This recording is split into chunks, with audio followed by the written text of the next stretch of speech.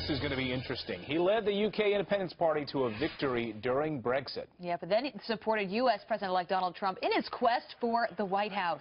That's right. And after meeting with Mr. Trump just yesterday, President-elect Trump, how does Nigel Farage compare their victories? And what does he think of current U.S.-UK relations going forward? The leader of the UKIP party joins us now. Thanks for being here, Nigel Farage. You have been all over the news. I asked you this before. What's it like to be on cloud nine forever? I mean, with Brexit and this, what's it been like for you? I mean, 2016, it's the year of political revolution. I mean, I've been dreaming of this for a couple of decades because I've always known that whatever our political class and their friends in the media and the big businesses, whatever they do and say and want, is not the same as what ordinary, hard-working taxpayers want. And what you've seen this year is just ordinary, decent people, the little people who've said, we've had enough, we want change. Now, you predicted Brexit, and you told Parliament it was going to happen. They laughed at you. You predicted that Donald Trump would win. They laughed at you. What did you see that other people didn't see? It's all to do with opinion polls. They're wrong. Why are they wrong? Because they don't measure the non-voter. You know, the man or woman who've never voted in their life who decide, you know what, I'm going to go out and vote for Trump. They can't measure these people. And if they ring them up and say, look, would you, join our list? They're probably going to get, verbal down the phone before it's slammed down. Secondly, because of the way society's evolved, because of the domination of the liberal left media, people are now nervous about expressing conservative views. So they'll say one thing to a pollster and do another thing when it comes to the polling booth. That was one big reason. The other reason was, what Trump was offering, just like Brexit, was a kind of once-in-a-lifetime opportunity to change a system that has not been benefiting ordinary people. That's so right.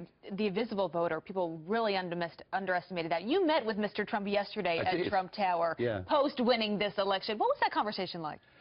He was thoughtful, reflective. I mean, just think what I mean, Hillary too. Just think what they've been through.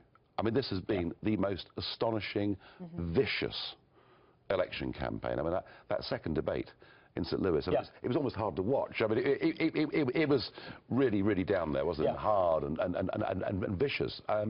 But I think he, I tell you what, for a man of 70, he's unbelievable. I mean, those last few days of the campaign, he was doing 6 rallies. Now, I know from Brexit, what it's like to be out there. So, I mean, his stamina is extraordinary. And believe me, he's not been idling for the last couple of days. He was talking about various ideas that he's got, and he's desperate to help ordinary Americans. Do you think he's surprised that it went his way? When you're leading something like that, you're so full on that at the moment the polls close, you sort of think to yourself, what's going to happen? Your confidence almost goes. It happened to me on the Brexit. Look, I just think he's thrilled, and when you look at the number of electoral college votes he got, actually, it was a landslide. And some people in America, however, are not thrilled. We're seeing protests. Did you see that after Brexit, and what do you make of these protests to an election result? We've seen protests led by people like Bob Geldof and various rock stars who I haven't got much time for. And yeah, they've been out protesting. Now, I think, looking at the people outside Trump Tower yesterday, I think they're the same people. Same people. Professional protesters. That were at the Brexit protest. I think they were flown over.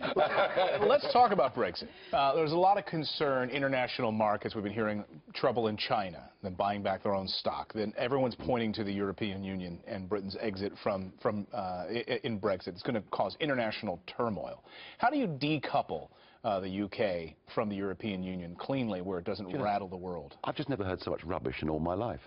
We're looking through the wrong end of the telescope. The idea that the European Union is good for economics is nonsense.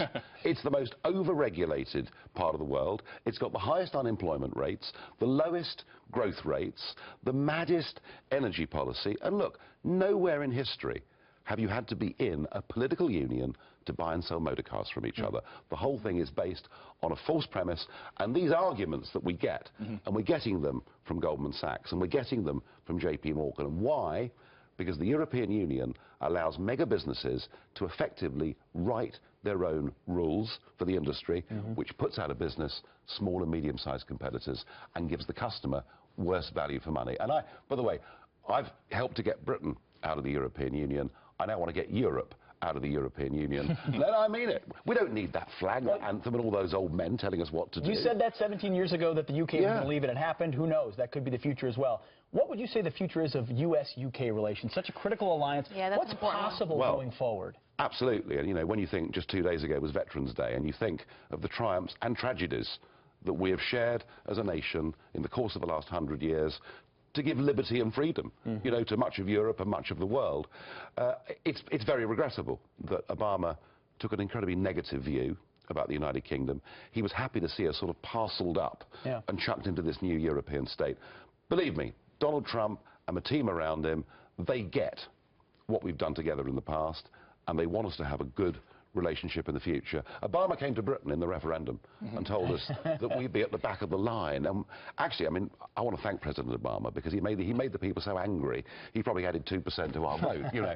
But no, I mean, what Team Trump have made clear is that we'd be at the front of the line, that we need to have. I mean, you've got massive investments in the UK, we've got massive investments here. So in terms of trade, I'm optimistic. And NATO too, right? Well, you see, the thing about NATO is that Trump has been heavily criticised for calling into question the financial contributions that some people are making. And the truth is, America is still picking up too much of the bill. He's right about that. The other thing about NATO is, you know, we know what it was formed for nearly 70 years ago. Right. It was there, you know, against the Warsaw Pact. Ever since the Berlin Wall came down, we haven't redefined what NATO's for. You guys went through a divisive time recently, obviously with Brexit. Yeah. And I traveled to Scotland just after all of that, and it seemed like there was harmony. It didn't seem like there was all this dissent. What advice do you have for America right now? I mean, Scotland, because by the way, Scotland didn't vote for it. So, you know, here you have... Do you know, I'll tell you the truth.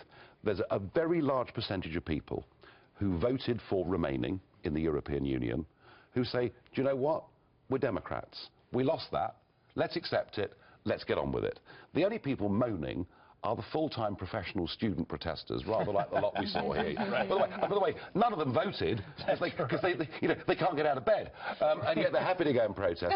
You know, I mean, it's true. Of course, it's true. Yeah. And generally, people in the UK are accepting the result. There are some who'll go on protesting. There are some who'll go on moaning. But I have absolutely no doubt we are getting back our independence. And what did you say? Wow. You were laughed at for a long time when Brexit went. What did you say in your speech? I went to the European Parliament for the first speech after Brexit, and I got up to speak, and about 400 of them started booing and jeering, as they do. I'm like the sort of pantomime villain, you know.